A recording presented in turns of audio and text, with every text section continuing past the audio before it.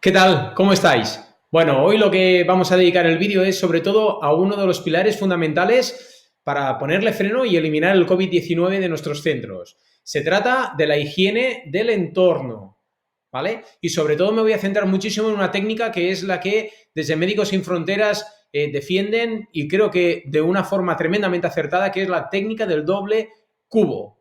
¿Entendido?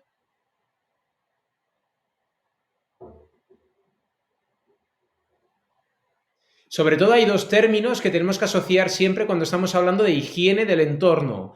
Por un lado es el de la limpieza y por otro lado es el de la desinfección. Hay que tener muy claro que la limpieza es un aspecto completamente diferente al que sería la desinfección. No podemos desinfectar si primero no está limpio. Es decir, si tenemos papeles en el suelo, si resulta que hay algún elemento que pueda obstaculizar, habrá una parte de la superficie que no seremos capaces de desinfectar. Y por tanto, primero hay que limpiar para luego posteriormente desinfectar. Y esto lo tenemos que llevar tanto al suelo como a las mesitas que puedan haber, como a cualquier otro elemento que podamos encontrar en la habitación de nuestro residente.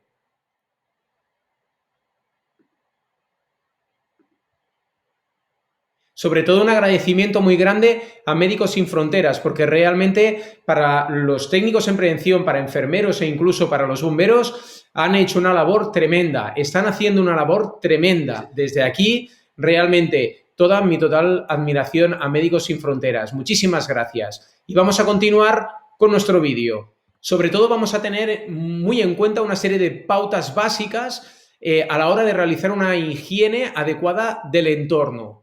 En un primer lugar, lo que tenemos que plantearnos es una reducción de la cantidad de personas que vamos a exponer en zonas donde tenemos contagio de COVID-19. Esto es un elemento fundamental a nivel organizativo.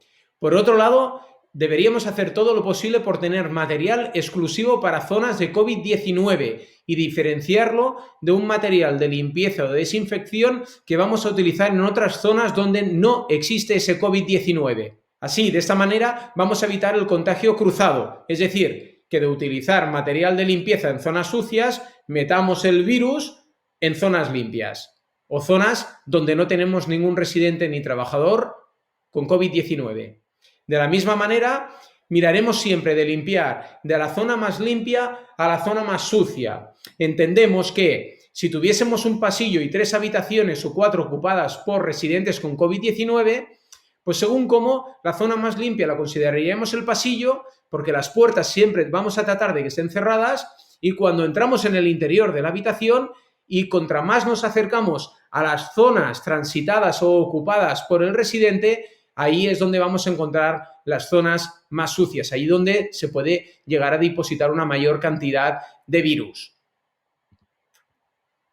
Otro elemento fundamental es la necesidad de realizar preparados con agua y, en un principio, con hipoclorito sódico o una disolución que con el 0,1% sería suficiente para... Recordamos que es muy importante pues, disponer de unos dosificadores que nos permitan realizar muy fácilmente esas mezclas y que en muchas ocasiones, con el tipo de lejía que utilizamos habitualmente y con la cantidad de gramos que lleva este tipo de lejía, pues estaríamos hablando, para que nos hagamos una idea, de que por cada medio litro de agua utilizaríamos un tapón de lejía.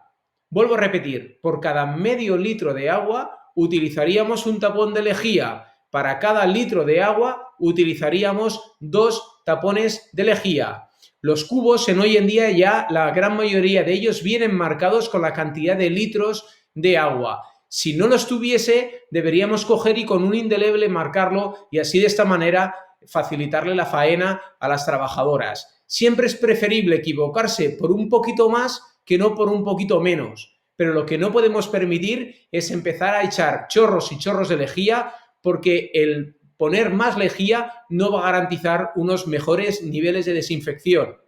Podemos cometer un error y poder llegar a tener problemas respiratorios tanto de los residentes como de nuestras trabajadoras a la hora de realizar estas faenas de desinfección. Por tanto, una de las pautas básicas también es, va a dar más faena, pero es la forma de garantizar un nivel de protección más adecuado, y es la técnica de los 2 cubos, que las podemos utilizar tanto cuando trabajamos con bayetas para limpiar superficies que hay en el interior de la habitación, como para utilizarlo con el Rodex cuando lo que tenemos que hacer es limpiar y desinfectar los suelos. Pero sobre todo recuerda un aspecto fundamental. Este vídeo no es su objetivo, pero sobre todo la importancia de utilizar adecuadamente los EPIs para las situaciones de limpieza y desinfección. Es decir, si tú vas a estar trabajando en un espacio ocupado por COVID-19, la obligación es utilizar los 4 elementos de protección básicos. Por un lado, gafas o pantalla facial, por otro lado, una mascarilla, por otro lado, unos guantes, en este caso de limpieza, y por una bata impermeable. Y sin entretenernos demasiado, vamos a añadir un par de vídeos en el cual simulamos la limpieza de zonas que tenemos que desinfectar con la presencia del virus en el suelo. Esta sería la técnica del doble cubo para fregar el suelo. Pues vamos a realizar una simulación de cómo deberíamos limpiar una zona donde tenemos COVID-19. La técnica de doble cubo. Como podéis ver, aquí hemos puesto un letrero donde aquí tendríamos el cubo limpio, el cubo A, el cubo limpio, y en el otro lado tendríamos el cubo sucio. En el cubo limpio pondríamos 3/4 partes de su capacidad y donde pondríamos el desinfectante que queremos utilizar. En el cubo sucio, Médicos Sin Fronteras ofrecen la posibilidad de poner agua solo. Pero yo creo que también sería una muy buena oportunidad colocarle también una proporción adecuada para diluirlo en hipoclorito sódico. Entonces, la idea sería que cogemos el agua limpia del cubo A y de las zonas siempre más limpias a las zonas más sucias iríamos limpiando con la técnica que se llama la técnica de la S. Ir de izquierda a derecha y de derecha a izquierda. Es muy importante dejar que el hipoclorito sódico actúe. Todo y que lógicamente, como podéis, el Rodex al cubo A lo meteríamos en primer lugar al cubo B. La idea sería de limpiarlo un poco antes de volverlo a meter al cubo A. Y así de esta manera evitaríamos que el cubo limpio se pudiese llegar a intoxicar por el virus. Lógicamente, supone una carga de trabajo mayor para el personal de limpieza, porque tienen que ir muy equipados, muy protegidos, porque aparte les complicamos un poquito su tarea habitual, pero es del todo imprescindible realizarlo para generar cortafuegos muy importantes en la transmisión del contagio del virus en el interior de vuestra residencia. Y a continuación podéis ver la misma técnica, pero en este caso para limpiar las diferentes superficies como mesitas, como sillones, que nos podemos encontrar en muchas de las habitaciones.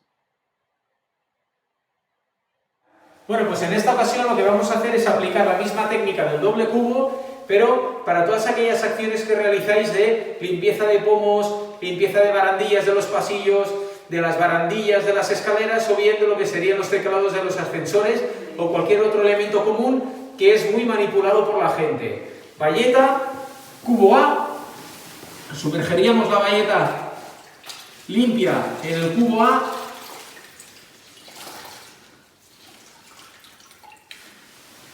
realizaríamos la desinfección de todos aquellos elementos que tenemos que desinfectar, dándole tiempo al hipoclorito sódico a que se mantenga durante un minuto mínimo y así de esta manera pueda desactivar el virus, y acto seguido pondremos, como hemos hecho con anterioridad, la bayeta en el cubo B, considerado como el sucio, porque así de esta manera le realizaríamos una primera eliminación de esos virus que hemos arrastrado con la bayeta para posteriormente volverla a introducir en el cubo A, en el cubo limpio, donde tenemos también esta mezcla de desinfectante y poder continuar realizando la desinfección de otras zonas sin llevarnos el virus de un sitio a otro. Bueno, ya me veis un poquito más sudado. Espero que la visualización de esta técnica del doble cubo os haya sido mucho más ilustrativa a través de este vídeo y simplemente me quedaría comentar un aspecto que sería la estabilidad de la disolución. No es necesaria que el agua esté caliente, porque sobre todo si el agua la tenemos caliente lo que va a provocar es que haya más evaporación de la lejía, del hipoclorito sódico y que por tanto pues esa fórmula que estamos generando pues se reduzca por debajo del 0,1% deseado.